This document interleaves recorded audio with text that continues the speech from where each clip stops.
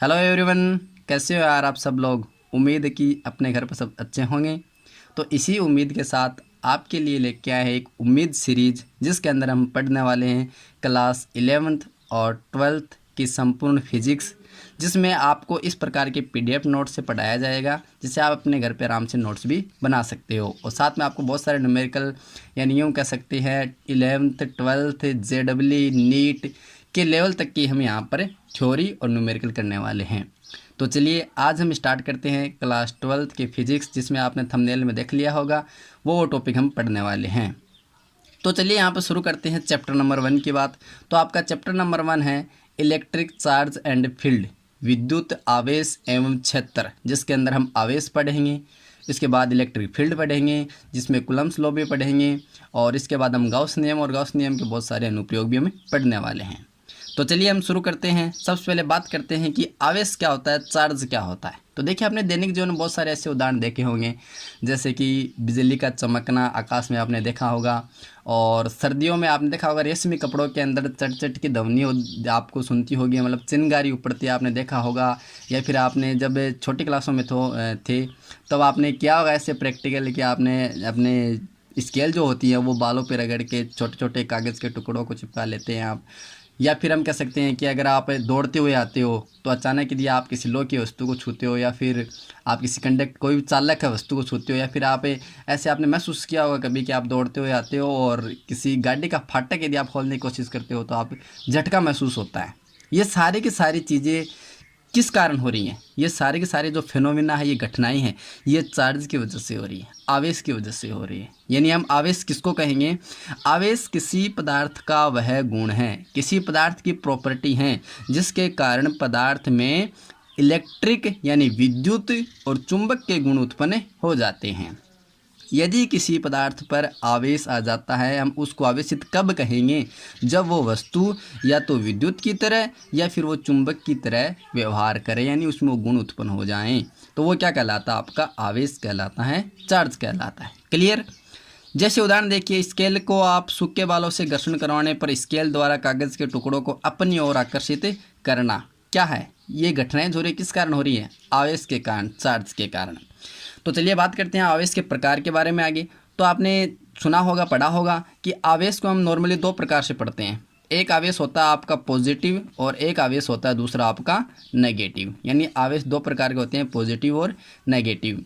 और आपने ये नॉर्मल सी बात है, आपने सुना भी होगा कि जब आपके विपरीत प्रकृति के आवेश हैं, यानी एक पॉजिटिव और एक नेगेटिव आवेश को जब आप पास पास लाते हो तो ये आवेश क्या करते हैं? एक दूसरे को आकर्षित करते हैं, अट्रैक्ट करते हैं। यदि समान आवेश लाए जाएं, यानी पॉजिटिव के पास पॉजिटिव या फिर नेगेटिव के पास नेगेटिव आवेश लाए जाएं, तो वो क्या करेंगे? एक दूसरे को रिपेल करेंगे, प्रतिकर्षित करेंगे। तो इतना क्लियर हुआ कि आवेश क्या होता है, आवेश की डेफिनेशन, कुछ इसके एग्जाम्पल मैंने बताए हैं। और आवेश कितने प्रकार का होता है? दो प्रकार का होता है, पॉजिटिव और नेगेटिव। चलिए आगे हम बात करते हैं आवेश के मात्रक की, किसकी यूनिट क्या है। तो देखिए, आवेश का बहुत सारे यूनिट हैं, जिसमें हम सबसे पहले एसआई इसकी यूनिट देखना चाहें तो इसकी ऐसा यूनिट होती है कुलाम। यानी आवेश को हमें किस में मापते हैं? कुलाम में मापा जाता है। या फिर इसको लिख सकते हैं एम्पियर इंटू सेकेंड, यानी एम्पियर सेकेंड में हमें कुलाम आवेश का मात्रक हम लिखते हैं। तो यहाँ पर इसका एसआई मात्रक जो है वो कुलाम आपको ज़्यादा काम आएगा। आपको न्यूमेरिकल वगैरह है जहाँ भी है वो कुलाम आपको काम में लिया जाएगा। ठीक है। इसके बाद बात करें इसके विमा की, तो विमा क्या होती हैं इसकी? M0 L0 T1 और A1। तो ये इसका ऐसा ही मात्रक तो क्या हुआ? कुलाम या एम्पियर इनटू सेकेंड। और इसका विमा क्या होती हैं? M0 L0 T1 और A1। अच्छा, ये कुलाम, ये आवेश जो है वो कैसी राशि है? तो ध्यान रखना, आवेश जो है वो एक अदिश राशि है। कैसी है? एक स्केलर क्वांटिटी है। ठीक है, ध्यान रखना। चलिए आगे हम कुछ अन्य छोटे मात्रकों की बात करते हैं। तो देखिए, छोटे मात्रकों में आप देख पाएंगे यहाँ पर कि एक माइक्रोकुलाम, यानी छोटे मात्रा में किस किस में लिखते हैं? माइक्रोकुलाम में, मिलीकुलाम में, नैनोकुलाम में और पिकोकुलाम में। तो यहाँ पर एक माइक्रोकुलाम बराबर होता है 10⁻⁻6 कुलाम। इसी प्रकार एक मिलीकुलाम बराबर होता है 10⁻⁻3 कुलाम। इसी प्रकार एक नैनोकुलाम बराबर होता है 10⁻⁻9 कुलाम। और इसी प्रकार एक पिकोकुलाम बराबर होता है 10⁻12 कुलाम। ये इसके अन्य छोटे मात्रक है। देखिए हम जब भी कहीं भी न्यूमेरिकल करेंगे तो न्यूमेरिकल में आपको माइक्रो कुलाम में ज़्यादा वैल्यू मिलेगी, माइक्रो कुलाम में मिलेगी, तो आपको किस में चेंज करनी होगी, कुलाम में। तो यानी आप मैं कह दूं कि किसी आवेश को आपको कोई दे दिया है 5 माइक्रो कुलाम है, इसका मतलब क्या हुआ, इसका मतलब हुआ कि ये कितना हो गया 5 × 10⁻⁻6 कुलाम। ठीक है, क्योंकि 1 माइक्रो कुलाम बराबर कितना होता है 10⁻⁻6 होता है, इसे मल्टीप्लाई कर दिया। ओके, तो न्यूमेरिकल में आपको मिलने वाला है माइक्रो कुलाम ज़्यादातर, मिली कुलाम भी मिल सकता है, नैनो भी मिल सकता है, पिको भी मिल सकता है, जो वैल्यू अन्य छोटे मात्रक मैंने आपको बता दी है। क्लियर है। चलो इसके बाद हम बात करते हैं अन्य और मात्रकों की। देखिए यहाँ पर एक आवेश का मात्रक और होता है जिसका नाम होता है स्टेट कुलाम। क्या होता है, स्टेट कुलाम, या जिसको हम कह सकते हैं फ्रैंकलिन। क्या कह सकते हैं, फ्रैंकलिन कह सकते हैं। अच्छा ये क्या होता है स्टेट कुलाम और फ्रैंकलिन, इसने आवेश के बारे में सबसे पहले बताया था फ्रैंकलिन नाम के एक साइंटिस्ट ने, जिसके नाम पर रख दिया है स्टेट कुलाम या फिर फ्रैंकलिन। अच्छा ये आवेश का जो है वो सबसे छोटा मात्रक है। क्या है, ये आवेश का सबसे छोटा मात्रक है। कितना छोटा है भाई, ये इतना छोटा है कि 1 कुलाम बराबर होता है 3 × 10⁻⁻9 स्टेट कुलाम। आगे बात समझ में, यानी 1 कुलाम बराबर कितने स्टेट कुलाम होते हैं, कितने फ्रैंकलिन होते हैं। छोटा क्वेश्चन एग्जाम में पूछा जाता है, तो आप क्या कहोगे, 1 कुलाम बराबर 3 × 10⁻9 फ्रैंकलिन या स्टेट कुलाम आप कह सकते हो। ठीक है, तो ये ध्यान रखना, और ये आवेश का सबसे छोटा मात्रक है। क्लियर है। चलो आगे हम बात करते हैं एक अन्य मात्रक की ओर। तो एक अन्य नाम आता है यहाँ पर, आपने सुना होगा, जिसका नाम होता है, एक दो नाम होते हैं। देखो एक तो नाम होता है फेरड। क्या होता है, फेरड, और एक नाम होता है फेराडे। क्या नाम होता है, फेराडे, फेरड और फेराडे। तो आवेश का एक अन्य मात्रक जो है, कोई चार्ज है Q का, तो उसका मात्रक क्या होता है, फेराडे होता है। फेरड क्या होता है, तो ध्यान रखना, नेक्स्ट दूसरे वाले आपका चैप्टर जो है उसमें पढ़ने वाले हैं फेरड के बारे में। यानी ये धारिता का मात्रक होता है। किसका मात्रक होता है, धारिता का मात्रक फेरड होता है। ध्यान रखना फेरड और फेराडे में फ़र्क है यहाँ पर। फेराडे तो किसका है, किसी चार्ज, कोई भी चार्ज है उसका मात्रक है, और फेरड क्या है, फेरड है धारिता का मात्रक, जो आपको चैप्टर नंबर 2 है, जो विद्युत विभव और धारिता उसमें पढ़ने वाले हैं, तो उसमें पढ़ेंगे हम धारिता का मात्रक क्या होता है फेरड, और आवेश का मात्रक फेराडे। तो सिंपली अभी तक हमने क्या बताया है, मैं फटाफट एक रिवाइज करा देता हूँ आपको। सबसे पहले हमने बताया आवेश के चार्ज के बारे में। तो ध्यान रखना आवेश को हम किससे डिनोट करते हैं, आवेश को हमें कैपिटल Q या फिर स्मॉल q को सब लिख दो, हम Q से डिनोट करते हैं चार्ज को। इस चीज़ का भी ध्यान रखना। आवेश की डेफिनेशन मैंने बता दी, आवेश के प्रकार बता दिए, और आवेश के मात्रक बता दिए, जिसमें आपने कुलाम पढ़ा है, एम्पेयर × सेकंड पढ़ा है, कुछ अन्य छोटे मात्रक भी पढ़े हैं, 2 मात्रक अन्य पढ़े हैं, स्टेट कुलाम, फ्रैंकलिन, और एक पढ़ा है फेराडे। अच्छा एक चीज़ देखो यहाँ पर, फेराडे जो है ना, फेराडे ये आवेश का क्या है, ये सबसे बड़ा मात्रक है। कितना बड़ा है अभी ये देखो, तो 1 फेराडे बराबर जो होता है, 1 फेराडे बराबर होता है 96,500 कुलाम। देखो अब एग्जाम में एक छोटे नंबर का 1 नंबर का आपको क्वेश्चन पूछा जाता है कि 1 कुलाम में कितने स्टेट कुलाम या फ्रैंकलिन होते हैं, तो 3 × 10⁻9। ठीक है, और यदि आपको पूछे कि 1 फेराडे में कितने कुलाम होते हैं, तो कितना बताओगे, 96,500 कुलाम। क्लियर है। तो अभी तक हमने आवेश की परिभाषा और आवेश का मात्रक और यहाँ पर कुछ आवेश की विमा और आवेश का भी ध्यान रखना, आवेश एक कैसी राशि है, अदिश राशि है, स्केलर क्वांटिटी है। क्लियर है। चलो आगे हम बात करते हैं आवेश की स्थिति पर बल और क्षेत्र। देखिए ये बहुत इंपॉर्टेंट चीज़ है, ध्यान से देखना। जैसे आपके पास चार्ज है कोई Q Q Q, समान चार्ज ले लें, मैंने 3 कंडीशन यहाँ पर ली है। यहाँ पर आवेश लिखा है, आवेश का वेग लिखा है, क्षेत्र लिखा है, बल लिखा है। तो यदि आवेश Q है आपके पास और उस आवेश का वेग यदि 0 है, यानी वो रेस्ट अवस्था में है, स्थिर अवस्था में है, तो उस समय उसमें कौन सा क्षेत्र उत्पन्न होगा, विद्युत क्षेत्र उत्पन्न होगा, और जो लगने वाला बल है वो क्या कहलाएगा, स्थिर विद्युत बल कहलाएगा। यानी कोई भी चार्ज यदि रेस्ट अवस्था में है तो उसमें केवल और केवल इलेक्ट्रिक फील्ड प्रोड्यूस होता है। ओके, यदि अब आपका चार्ज है वो क्या करने लग जाए, गति करने लग जाए, लेकिन कैसी गति, एक समान वेग से। वेग तो यहाँ नॉट इक्वल 0 है, यानी वेग तो कर रहा है आपका आवेश, लेकिन क्या है, एक समान वेग से गति कर रहा है। तो उस समय उसमें electric field plus magnetic field भी प्रोड्यूस होगा, और उस समय लगने वाला जो बल है वो क्या कहलाएगा, विद्युत चुंबकीय बल कहलाएगा। ओके। तीसरी कंडीशन आती है कि वही चार्ज अब वेग कर रहा है, लेकिन वेग कैसे कर रहा है, असमान वेग कर रहा है, यानी रुक रुक के वेग कर रहा है, समझ रहे हो ना त्वरण। चलिए, तो उस समय उसमें क्या होगा, इलेक्ट्रिक फील्ड प्रोड्यूस होगा, मैग्नेटिक फील्ड प्रोड्यूस होगा, और प्लस उसमें विकिरणों का उत्सर्जन भी होगा, विकिरण ऊर्जा का भी उत्सर्जन होगा, और उसमें लगने वाला बल भी वही रहेगा, विद्युत चुंबकीय बल। एक चीज़ ध्यान से सुनना, यहाँ पर आपके पास चार्ज है, यदि वो रेस्ट अवस्था में है तो विद्युत क्षेत्र उत्पन्न होगा। तो यहाँ पर आपको मैं बता दूं, आपकी एनसीईआरटी के अंदर जो चैप्टर नंबर 1 है और चैप्टर नंबर 2 है वो है इलेक्ट्रोस्टैटिक्स का। इलेक्ट्रोस्टैटिक्स क्या है, इलेक्ट्रोस्टैटिक्स जो है जिसको हम कहते हैं स्थिर वैद्युतिकी, जिसके अंदर हम आवेश का रेस्ट अवस्था में अध्ययन करते हैं। यानी आपको चैप्टर नंबर 1 और 2 में चार्ज कैसा मिलेगा, रेस्ट में मिलेगा, यानी स्थिर अवस्था में मिलेगा, गति नहीं करेगा, और स्थिर अवस्था में मिलेगा, इसका मतलब विद्युत क्षेत्र उत्पन्न होगा और लगने वाला बल स्थिर विद्युत बल होगा। क्लियर है। नेक्स्ट जो भी आपका तीसरा चौथा पांचवा ये चैप्टर है उसमें हम पढ़ेंगे, उसमें समान वेग से भी गति करेगा चार्ज आपका, समान वेग से भी गति करेगा, जिसमें हम विद्युत क्षेत्र के साथ साथ क्या पढ़ने वाले हैं, चुंबकीय क्षेत्र में पढ़ने वाले हैं। ठीक है, तो ध्यान रखना यहाँ पर चैप्टर नंबर 1 और 2 किसका पार्ट है, ये इलेक्ट्रोस्टैटिक्स का स्थिर वैद्युतिकी है, जिसके अंदर हम केवल रेस्ट अवस्था में अध्ययन करते हैं किसी भी चार्ज का। क्लियर है। चलो हाँ, तो चलो गाइज, नेक्स्ट हमारा टॉपिक है कि दो स्थिर आवेशों के बीच लगने वाला कूलाम बल, जिसको हमने अभी पढ़ा है, स्थिर विद्युत बल भी कहते हैं। यानी ध्यान रखना, इसको हम कूलाम नियम भी कहते हैं। क्या कहते हैं, कूलाम नियम भी कहते हैं, जिसमें आप इलेक्ट्रोस्टैटिक्स के अंदर केवल आप 2 नियम पढ़ने वाले हैं, जिसमें पहला नियम आता है आपका कूलाम नियम और दूसरा नियम आता है गाउस का नियम। ठीक है, जिसमें हम आगे पढ़ेंगे गाउस नियम, उनके अनुप्रयोग के बारे में बात करेंगे। तो यहाँ पर कूलाम नियम क्या होता है, तो देखिए कूलाम नियम क्या कहता है, ये स्थिर विद्युत बल भी हम जिसको कहते हैं। तो सबसे पहले बात तो कि कूलाम नियम कहाँ लगेगा, कूलाम नियम 2 स्थिर आवेशों के बीच ही लगेगा। कूलाम नियम केवल किसके बारे में बताता है कि आपके पास 2 कोई पॉइंट चार्ज है, स्थिर आवेश है, तो उसके बीच में कितना बल लगता है, केवल 2 आवेशों के बीच बल बताएगा। तो क्या कहता है कूलाम नियम, 2 शर्तें होती हैं।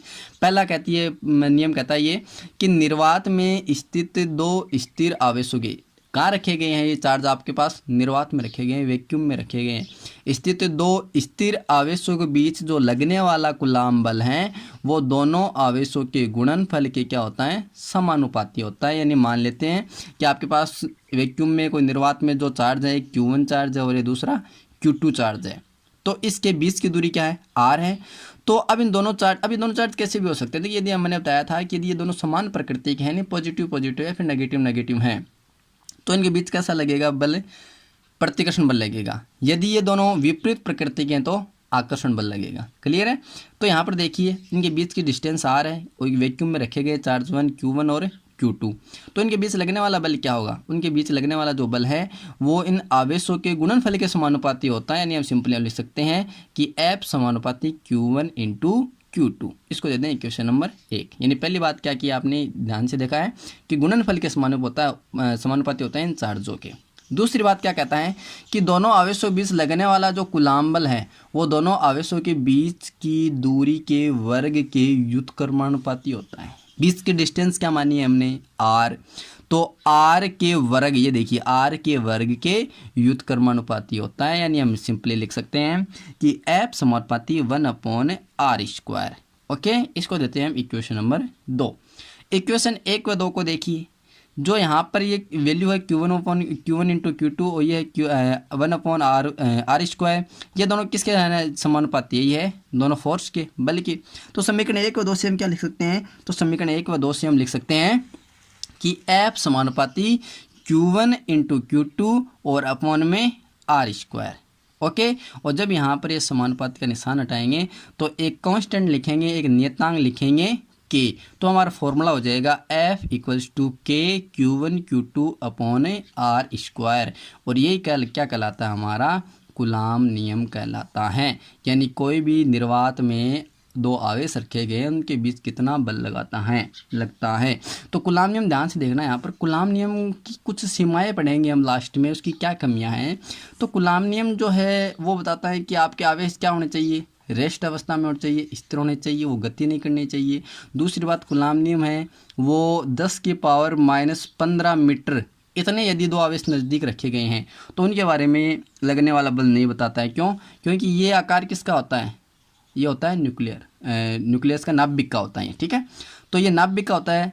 तो जब दो चार्ज इतने पास पास रखे जाएंगे तब क्या होगा कि उसमें इस स्थिर विद्युत बल के साथ साथ कौन सा बल लगेगा, नाभिकीय बल भी लगेगा।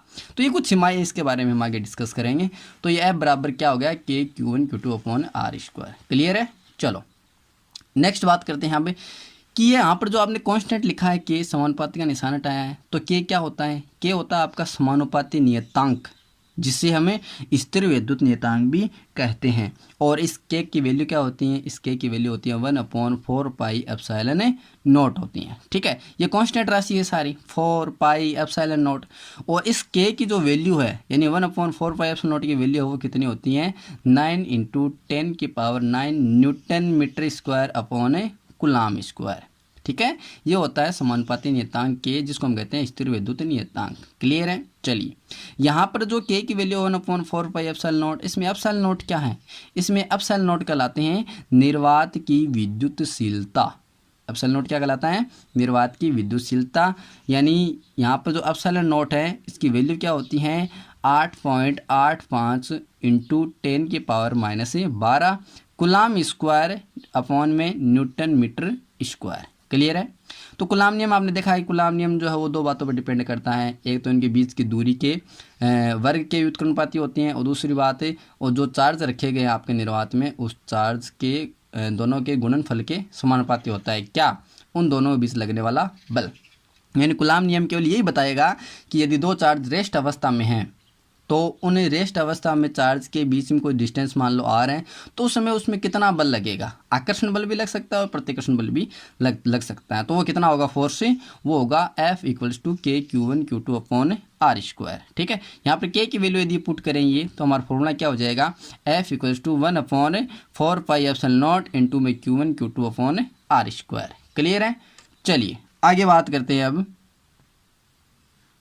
अब देखिए, यदि दोनों आवेश है, नोट लगाई लिख लीजिए आप कि यदि दोनों आवेश माध्यम की उपस्थिति में स्थित हों तो लगने वाला कूलाम बल क्या होगा। यानी अब भाई हमने तो कहाँ रखा था चार्ज को, हमने तो रखा था निर्वात में रखा था, ठीक है, वैक्यूम में रखा था। लेकिन अब चार्ज कहाँ ले आए हम, अब इन दोनों चार्ज हम माध्यम में ले आए किसी भी प्रकार के, तो उस समय अब उस पर कितना फोर्स लगेगा। जैसे हमने यहाँ पर रख दिया, हवा में रख दिया, यहाँ रख दिया, यहाँ रख दिया, तो अब उसके बीच में क्या आ गया, माध्यम आ गया। तब कूलाम बल क्या होगा, कूलाम नियम क्या कहता है, तो तब बल हमारा कूलाम नियम क्या होता है, F = KQ1Q2/R² होता है। K का मान क्या हो जाएगा हमारे पास से, यहाँ पर ε0 की जगह हम क्या लिख देंगे, ε0 हमने क्या लिखा था, ε0 हमने लिखा था निर्वात की विद्युतशीलता, और यहाँ पर एप्सिलॉन लिखेंगे। एप्सिलॉन क्या है, वो है किसी माध्यम की निरपेक्ष विद्युतशीलता। ओके, तो यहाँ से सिंपली हम K की वैल्यू क्या पुट करेंगे, 1/4πε। तो हम F = क्या लिखेंगे, 1/4πε Q1Q2/R², जहाँ एप्सिलॉन क्या है, माध्यम की निरपेक्ष विद्युतशीलता है। क्लियर है। तो अभी हमने पढ़ा है कि चार्ज क्या होता है, चार्ज का मात्रक वगैरह वगैरह बातें की हैं, ध्यान रखना। और उसके बाद हमने एक मोस्ट इंपॉर्टेंट टॉपिक की बात की है, कूलाम नियम की। चलिए अब कुछ हम न्यूमेरिकल देखते हैं। तो देखिए, सबसे पहले आपके पास एक क्वेश्चन आता है कि निर्वात में स्थित दो आवेशों के बीच की दूरी को, यानी कोई दो चार्ज रखे गए हैं Q1 और Q2, इनमें दो स्थिर आवेशों के बीच की दूरी R जो है, इसको क्या कर दिया जाए, आधा कर दिया जाए, तो पहले की तुलना में लगने वाला कूलाम बल क्या होगा। तो देखिए, चार्ज हमारे Q1 है, Q2 है, बीच की डिस्टेंस क्या है, R है। तो अब इस R को क्या कर दें, हाफ कर दें, आधा कर दें। तो हमारा कूलाम नियम क्या कहता है, लगने इन दोनों आवेशों के बीच लगने वाला फोर्स क्या होगा। अभी जो हमने निकाला था फॉर्मूला क्या होता है, F = KQ1Q2/R²। ठीक है, इसको देते हैं इक्वेशन नंबर 1। हमें क्या कहा गया है कि दूरी को क्या कर दिया जाए, आधा कर दिया जाए, तो हम R को क्या कर देंगे, आधा कर देंगे और R/2 रख देंगे। तो लगने वाला कुलाम बल क्या होगा, तो हम इस R की जगह क्या पुट करेंगे, R/2 पुट करेंगे। तो R/2 हम क्या कर देंगे, पुट कर देंगे। R² आ जाएगा नीचे, यहाँ पर 2 का स्क्वायर 4 करेंगे तो 4 कहाँ चला जाएगा, ऊपर चला जाएगा। अब यहाँ पर देखिए इसको दे देते हैं जो लगने वाला कुलाम बल है, कौन सा, जब दूरी आधा कर दे उसको हम F डैश से लिख सकते हैं। तो ये देखिए आप वैल्यू, ये जो वैल्यू है वो किसके इक्वल है, ये वैल्यू है F के इक्वल। तो यहाँ पर इसका मतलब क्या हो गया, हम इसकी जगह F पुट करें तो समीकरण 1 से हम लिख सकते हैं क्या, समीकरण 1 से क्या लिख सकते हैं कि F dash equals to 4F। देखिए हमने यहाँ पर ये जो वैल्यू आई है आपके पास K Q1 Q2, भाई 2 का स्क्वायर है 4 तो ऊपर चला गया था, ये R स्क्वायर है नीचे, ठीक है। तो ये वैल्यू F के बराबर है, अभी हमने आपने ऊपर लिखा है।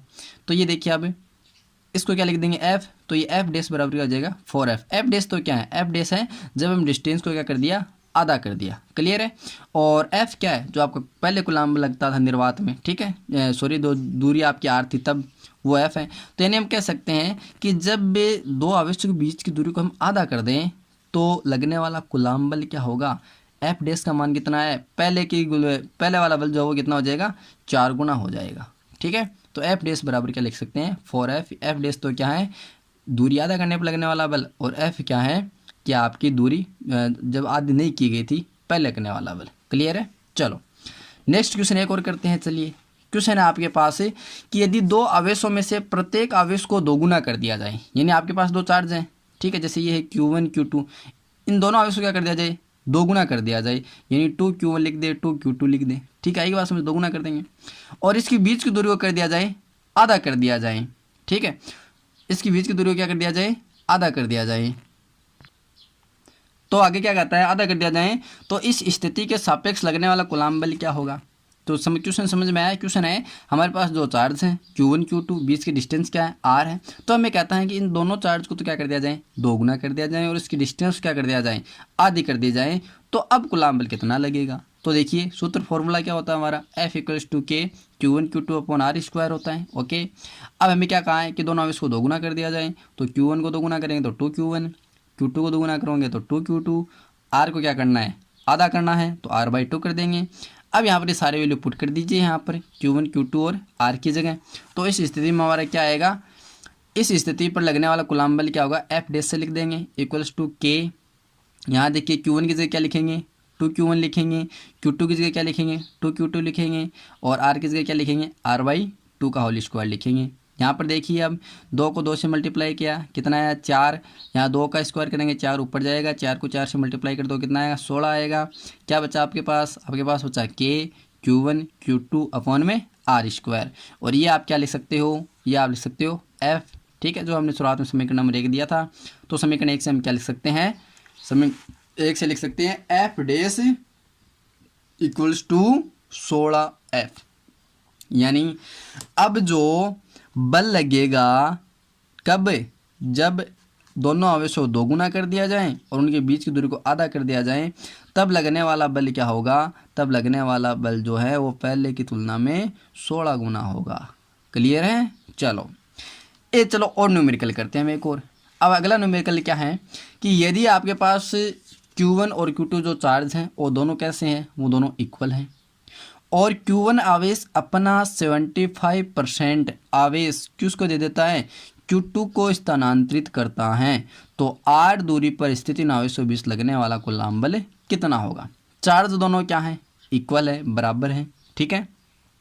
तो लगने वाला बल क्या होगा, तो देखिए मान लेते हैं यहाँ पर दो चार्ज है Q1 और Q2, बीच की डिस्टेंस क्या है, R है। तो कुलाम नियम से हम क्या लिख सकते हैं, F equals to K Q1 Q2 upon R square. हमने यहाँ पर लिखा है, सॉरी क्वेश्चन में लिखा हुआ है कि Q1 और Q2 दोनों क्या है, इक्वल है दोनों। तो Q1 Q2 दोनों इक्वल है, तो इसको हम क्या लिख देते हैं, केवल Q लिख देते हैं। तो यहाँ पर Q रखेंगे, Q1 की जगह Q रखेंगे, Q2 की जगह Q रखेंगे, तो ये क्या हो जाएगा, Q स्क्वायर हो जाएगा।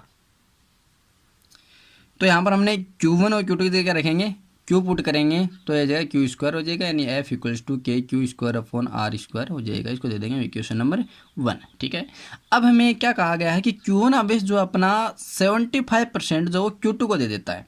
तो सबसे पहले हमने Q माना है, Q1 और Q2 क्या माना है, हमने Q माना है। तो Q का 75% निकालेंगे तो कितना आएगा, 3Q/4 आएगा, ओके, ठीक है।